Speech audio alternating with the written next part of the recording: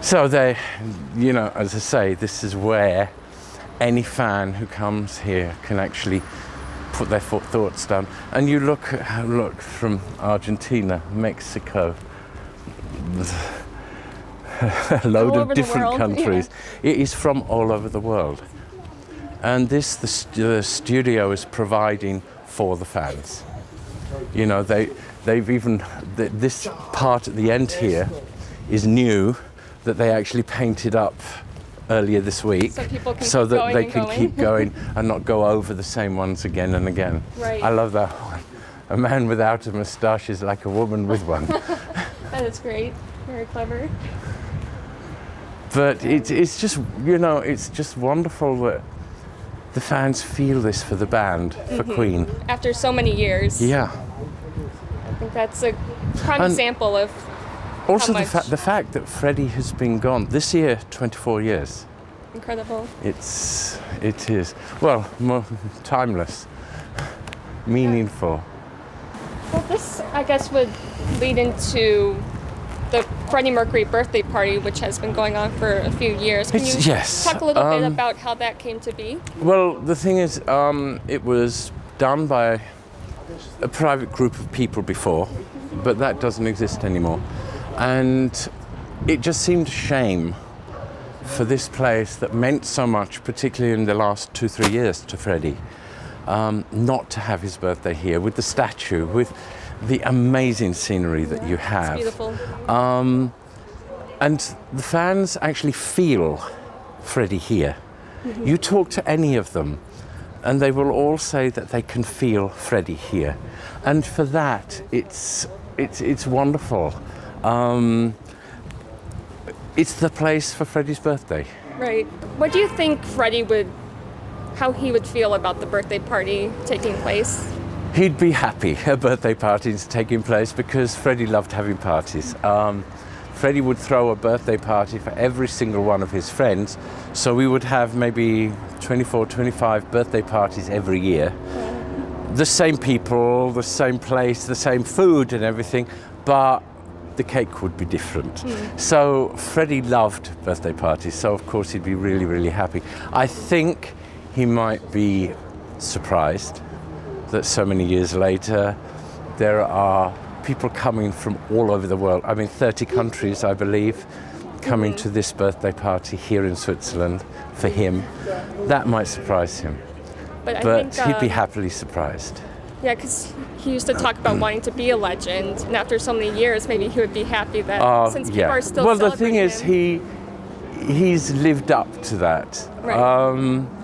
While he was alive, he was the greatest performer. He was an amazing composer, musician, and you know, he said he wanted to be a legend, and he is. He really, exactly. Really is.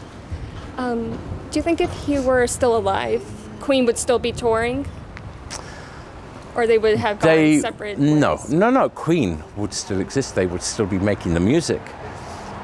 Touring, I don't know 100%, because he always used to make so much fun of, you know, when he was alive, when the Rolling Stones were going out on tour, when the older bands were going out, he says, I will never and they still are. put this old body onto a stage. You see, for Freddie, Queen shows, they were a performance, they were a show. And it didn't matter how big the stage was, wherever you looked on the stage, Freddie was there, up there, down there, over there. He was everywhere. And if he couldn't do that, he would feel he was letting the fans down. And physically, as you get older, the distances you can move become less and less. Right. So maybe they would, but in a different guise, in a different form, they might still tour. But certainly the music would still be there. Always, if you look at Queen, like a wheel, you have 4 spokes, which is each member of the band. The outside things are their solo projects, each of them did. Right. But the hub, without it, in Queen, is in the middle. Right. So, for Freddie, for all of them, Queen was the strength that kept the whole thing going. So yes, there would certainly be Queen music. Definitely. A lot of people, when they find out I'm a Queen fan, they're like, "Well, you're so young. You weren't even alive when they were, popular." But I think that goes to show, the impact their music has, and the fact that Brian and Roger are still touring with Adam Lambert. Do you think that's a great thing for younger people to learn their music? It gives the chance for a new generation to hear the music, to actually see the music as well. And that's what it's all about. When you go to a show, you have to go with a clean mind, an open mind. Not expecting to see Freddie. Yeah, no. Yeah. This is it. But you just go and you just become involved in the lights, the sound, everything, and this most amazing music that has been around for years and years and years. But every time you hear it, it's fresh. Every time you hear it, you might hear something a little bit different, a little bit new. But, when there was a band called Five a few years ago, covered We Will Rock You with Brian playing, and their fans, the little teenagers, "Oh, this is wonderful new music," and it was written more than 30 years ago. More than 30 years ago then. But youngsters still loved it. You still hear every week, "We Will Rock You, we are the champions" at any sporting event. Yep. And that's from children from this big through to, from 5 to 95. People know that music. Yeah, it's timeless. Yes. I feel like when I watch Queen videos or Freddie Mercury videos on YouTube, it's like it's taking place today. Yes. Yeah. The music is fresh. Good music will never die. Exactly. People ask about Freddie's legacy. Of course, there is Freddie Mercury, the enigma of Freddie Mercury. There are so many questions that they will never hear the answers to. But the music is what carries it. Right. I wanted to ask a fun question. The song Delilah, which Freddie wrote about his cat. Can you talk a little bit about that and how he came up with that idea? Well, in fact, she didn't pee all over his Chippendale suite. But what she did do, in Garden Lodge, in his house, there was one room that the cats were not allowed in. And that was the dining room, because one wall was floor to ceiling, racing green silk curtains. And so there's this wonderful dark, vibrant green. Delilah actually got in there one day, but nobody noticed, nobody saw.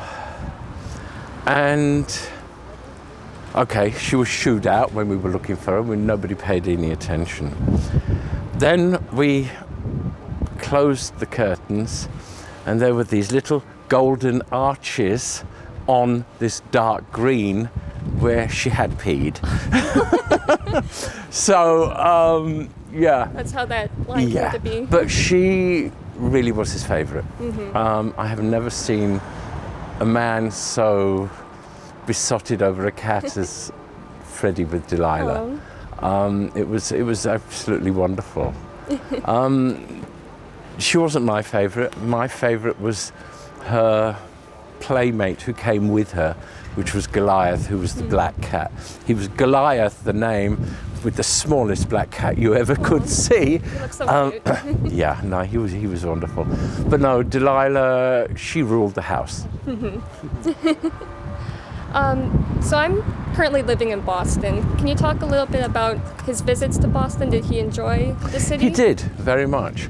Although for some reason, I don't know why, I believe they played as much in Cambridge as they did in Boston, which is just across the river or something, isn't it? Yeah, right across the Charles River. But he enjoyed this time. Freddie enjoyed his time. He never really thought of dying. That wasn't part of his makeup. but he believed that you should enjoy every day of your life. And he just, Boston, because of the history. Freddie he was a real royalist, British. And of course with the Boston Tea Party, of British tea. And he loved his tea. Right? Earl Grey, 2 sugars and a little bit of milk. Yes. Yeah, actually in Boston they call it a London fog. Yeah. Which sometimes I get in the morning. Oh yeah, it's nice. It refreshes. Yeah. So a few Queen fans had some questions, so I'll just ask them really quickly. One wanted to know, did you ever hear Queen talking about touring for the Miracle album? Did that ever come up in their mind to try to do that? Obviously there was an initial thought, but Freddie immediately said no. Because that's the way things used to be back then. You made no money touring. The tour was the promotion for the CD. Right. That was the way it was in those days. The album. Because it was vinyl in those days, wasn't right. it? Yeah. So obviously, while they were making the album, the thought of a tour came up, but Freddie just immediately said no. Didn't think he could. No, do he it. knew he wouldn't be able to do it. Or to perform at the level he wanted to. Yeah, and also because, of course, he knew of his AIDS status, and he was also then feeling more tired. He knew he could not do a full show. Yeah. Another person wanted me to ask about his friendship with Dave Clark. I guess later there were some videos of them. That came about because Dave Clark put on a musical in London called Time. Yeah. And when he was recording the album, he wanted different stars singing different songs. And so he approached Freddie to do In My Defense. I love that song. That was the one Dave Clark wanted him to do, and they just got on so well. They just gelled, and also because that's where Freddie met Mike Moran as well, and the three of them, it just worked so wonderfully. Then, while Freddie was doing In My Defense, he heard Time as well. He says, "Well, I could do a good job of this one. Let me do this one." And so Dave had already got In My Defense, and it was what he wanted. But he thought, okay, if he wants to try it, let him try it. And so Freddie did it, and that's the result. And they stayed friends from then on. That's great. So that was from 1987, I think, onwards. That was it. That's great. What is your favorite Freddie moment, whether it be a personal experience or something you've seen him do? This is something that I said in another interview, and it's the truth. This is why I say it. For me, the best memories are of Freddie at home laughing. Like freely, without having to cover. Yeah, because you look at him in interviews, and if there's a smile coming, his top lip comes to cover his teeth, or his hand comes up. I wish he didn't. I thought he had a great smile. Yeah, but he hated his teeth. Yeah. He would not change it because he was scared it would change the resonance. But at home, he didn't have to care. He could just sit, throw his head back and laugh. And that's what I love. He had an amazing sense of humor. He enjoyed himself. He loved laughing. He wouldn't necessarily sit down to listen to someone telling jokes, but he would always find something funny in a situation. And that was wonderful. Excellent. Well, thank you very much for your time. I know you have to. No, it really has been a pleasure. I always enjoy answering good questions. I don't want to ask you the same questions that other No. people ask, But the thing is, after this many years, it's hard to find a question that hasn't been asked. But I always try and find a different slant on the answer. Yeah. It depends on which button gets pushed for the computer to start working, you know? That's great. I want this lady in. The Freddie. Becky.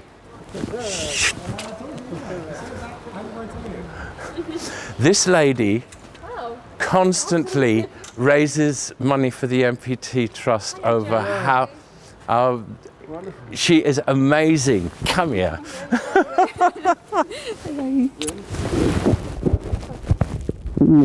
How are It's you? wonderful to see you. Wonderful, wonderful. She is amazing. I'm good. I'm almost raring to go. Moustache is on, we're ready. This is it. This is it. Did you make this yourself? Or? She had. How many costumes have you got? Oh, about 12 now. And all handmade. And I know now she doesn't use a machine. What does she use? By hand. Oh, I should buy one from you. No. She's had so many offers. Oh, you would be I making make many. them to raise money, I don't make them to sell. Yeah. It's raised But, I mean- 5,800 now. Nearly £6,000 just for the Mercury Phoenix Trust with Amazing. doing this. I mean, this is one wonderful, to you. wonderful woman. She really, really is. Told you. I say this to you all the time.